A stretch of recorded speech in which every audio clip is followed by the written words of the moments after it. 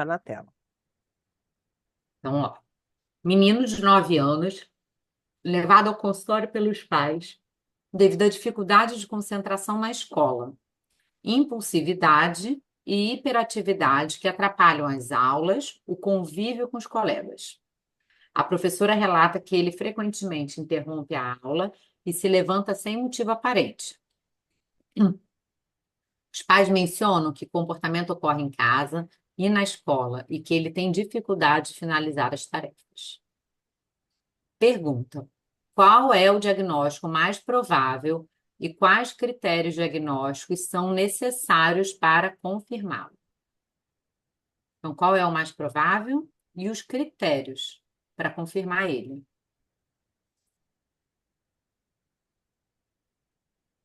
Alguém já tinha respondido antes, é? Vamos olhar aqui, deixa eu baixar aqui. Acho que foi o Neilton, não foi? Foi. Ó, aí Newton botou de novo. Então, ele está dizendo que o diagnóstico provável é o TDAH, o transtorno de déficit de atenção e hiperatividade. Os critérios são baseados no DSM-5, que é o que a gente se baseia na saúde mental. 6 ou mais sintomas de desatenção. Não prestar atenção a detalhes, dificuldade de manter a atenção, não seguir instruções, evitar tarefas que exigem esforço mental, perder objeto e ser facilmente distraído. 6 ou mais sintomas de hiperatividade. Inquietação, dificuldade em permanecer sentado, correr ou escalar em situações inadequadas, falar excessivamente e interromper os outros. E os sintomas devem estar presentes antes dos 12 anos e ocorrer em 2 ou mais ambientes, exemplo, casa e escola, e causar prejuízo significativo na vida da criança. Tem uma resposta bem completa aqui. Alguém ficou na dúvida do diagnóstico? Na verdade, se você ler só esse quadro, gente, eu sou aquela que não gosta desses diagnósticos em criança, né? Mas a gente está falando de uma prova.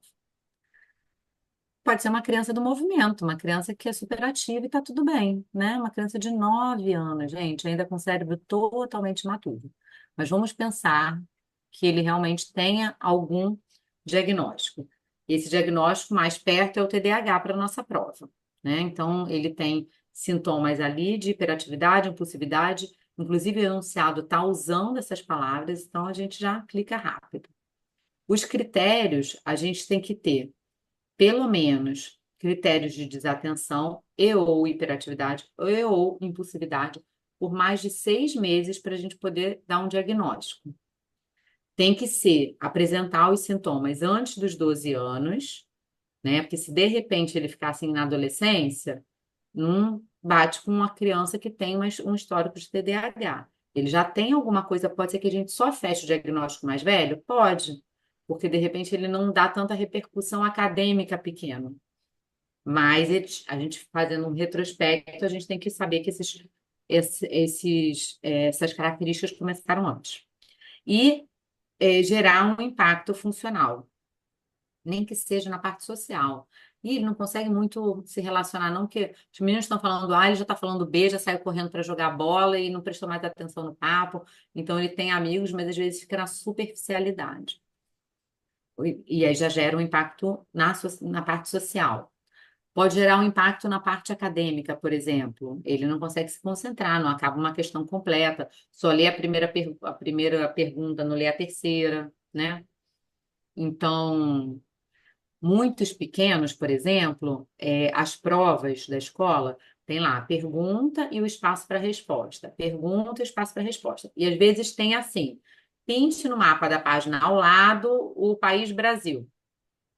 Cara, ele leu aquilo, não tem espaço de resposta, não viu o mapa ali, o mapa está na página ao lado, ele pula aquela, né? Ou então, sublinhe na frase acima o adjetivo. Não tá nem aí, não viu o espaço de resposta, procurou, não achou, pulei para outra. Então, eles começam a ter esses gapzinhos na parte acadêmica. Tem nada a ver com inteligência, mas tem a ver mesmo com a atenção. Lembrando que as crianças são desatentas por natureza, elas vão amadurecendo essa atenção. A gente está falando de um transtorno, de alguma coisa que repercute mais. Repercute mais, isso. E a gente tem que descartar, Newton, que ficou faltando, condições psiquiátricas. Então, às vezes, abriu um quadro de bipolaridade, às vezes abriu, né, às vezes está com alguma doença neurológica, né, abriu um quadro epilético, e aí não consegue prestar atenção, está mais desatento, está mais impulsivo. Então, a gente tem que descartar outras coisas também. Vamos ver o gabarito, por favor? Beth. Hum. Então, o gabarito, ele fala isso que a Hum. gente conversou.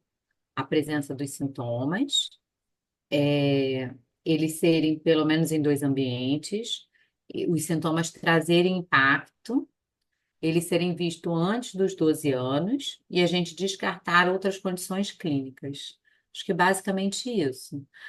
No Newton, ele pegou e colocou cada coisinha que quem for fazer a avaliação pode avaliar.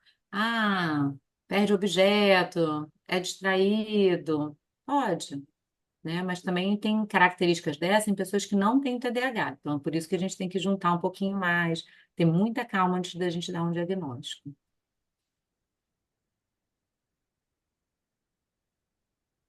Podemos ir para a próxima. Então, a gente falou do diagnóstico e dos critérios. Aí, número 2 é quais ferramentas podemos usar para avaliar essa condição na criança. Cite pelo menos duas. Pelo menos não, porque está falando cite duas. Então, cite duas, a gente cita duas. Então, quais ferramentas vocês acham que a gente pode ter para a gente avaliar isso? A gente só olha a criança ali na consulta do ambulatório, e pronto? Como é que funciona?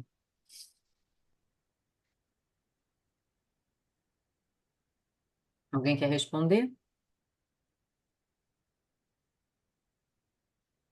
O Newton está falando de escalas de avaliação, que são os SNAPs, tá? Ou escala de Corners, entrevistas estruturadas. Ok. Então, assim, na verdade, a gente tem alguns questionários, padrões que a gente pode passar para pais, pode passar para professores, que usam essas escalas de SNAPs, assim, com perguntas mesmo objetivas para a gente conseguir responder. A gente não, né?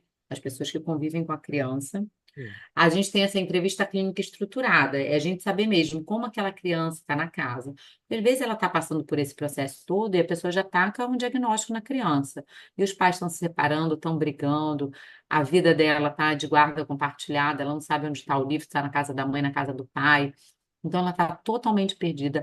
Ela está gastando as energias dela para sobreviver. E aí o resto todo perdeu a importância. E aí ele é taxado com o quê? TDAH. Então a gente pega muito nas crianças que sofreram experiências adversas na infância, né?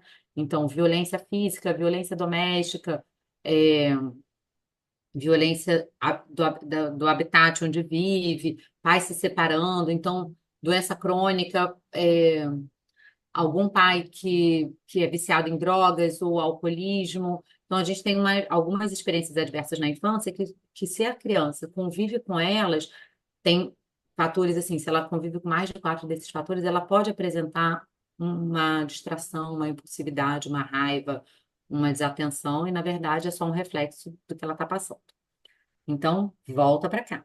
E isso eu quis dizer porque nessa entrevista clínica estruturada, a gente consegue ter esse olhar, né? Em que sistema que essa criança está mergulhado.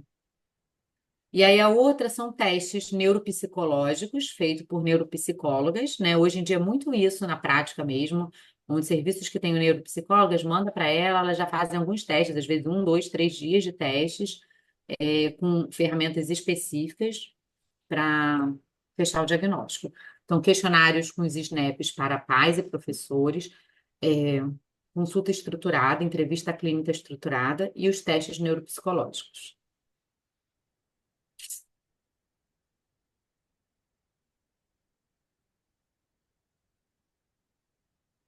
É isso? Vamos ver o Uhum, gabarito? vamos. É isso. A gente tem aqui, ele fala muito do gabarito aqui, os questionários, os SNAPs, a entrevista, que a gente vai avaliar de uma forma global aquela criança, e algumas outras ferramentas, como os testes neuropsicológicos. Acho que tá bom. A pergunta 3 desse caso, ele já fala sobre terapêutica. Quais são as abordagens terapêuticas para a gente manejar uma criança com TDAH? Vocês querem colocar aqui para mim?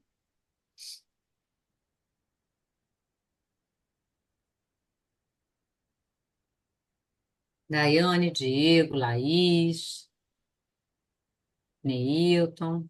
Terapia cognitivo-comportamental, perfeito, é uma delas. O TCC é uma das terapias mais indicadas, porque você ajuda ele a diminuir seus sintomas, assim, a equilibrar os seus sintomas de distração, eu sempre deixo a chave de casa, perco a chave. Então, a gente vai sempre botar a chave no mesmo lugar. Então, a TCC, ela é bem virada para isso. Psicoeducação. Perfeito. A psicoeducação é o quê? Educar quem convive com aquela criança. O que que é um cérebro que ele pensa fora da caixinha, que tem um TDAH? Como ele se comporta? Um cérebro que tem TDAH, ele às vezes não consegue ler textos compridos, então a gente tem que dar pausas. Ele precisa da ajuda do professor, porque ele não consegue ficar parado na cadeira o tempo todo, muitas vezes. Então, você pode permitir que ele ande no fundo da sala, quando ele estiver prestando atenção numa conversa com você, se ele se distrair, você pode pedir para ele focar de novo, usar palavras-chave. Então, você educar quem convive com eles, familiares e escola, é muita opção.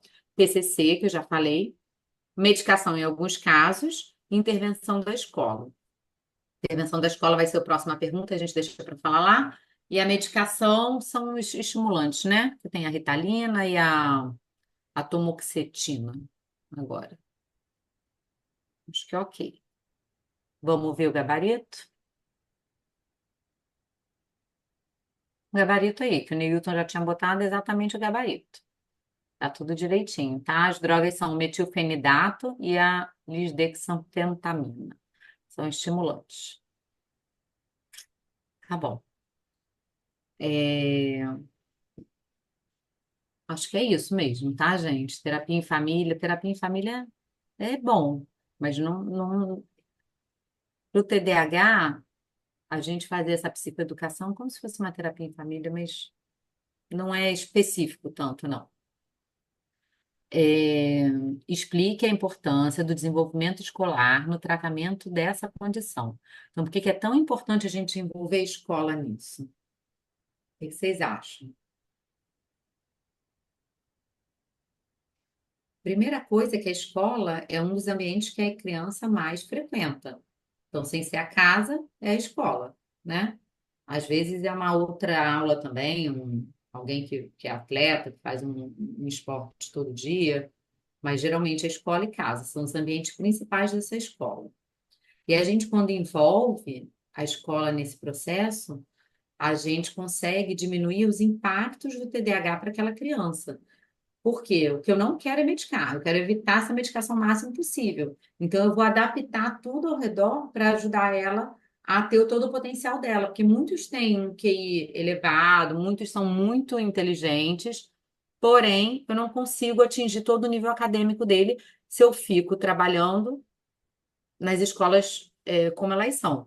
Então, a gente adaptar os currículos, adaptar a prova, tempo de prova. Quem tem TDAH tem direito, por lei, a ter um pouco mais de tempo de prova para ter uma leitura melhor. Dependendo do nível, você tem provas que você tem sublinhadas palavras-chave, os textos eles ficam mais sucintos. Você tem o direito de fazer a sua prova numa sala adaptada, numa sala com menos barulho, com menos estímulos, com menos pessoas, né?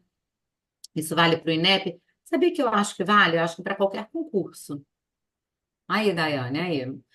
Mas eu acho que vale sim. Não, não sei para adaptação da prova, mas eu acho que para sala especial, sim. Reforço positivo é uma boa, né? A gente está falando aqui da escola, vamos tentar com a família, unidade de saúde, diminuindo a medicamentosa. Perfeito. Mas a pergunta era: explique a importância do envolvimento escolar. Então, um reforço positivo, as adaptações curriculares, o suporte psicopedagógico para aquela criança ali e tudo que a gente possa promover o crescimento acadêmico e esse acolhimento dessa criança. Não foi diagnosticada antes dos 12? Muitos não são, porque antigamente a gente não tinha isso, né? Muitos a gente ganha o diagnóstico mais velho, mas os sintomas eles têm que ter antes dos 12. Ah, meu marido diagnostiquei outro dia, que vive esquecendo a chave de casa na fechadura, entendeu? Mas é isso. É, acho que foi, hein, Beth? TDAH é um tema muito legal, muito legal. Eu acho que pode cair, porque tá Tá saúde mental, muito, sim.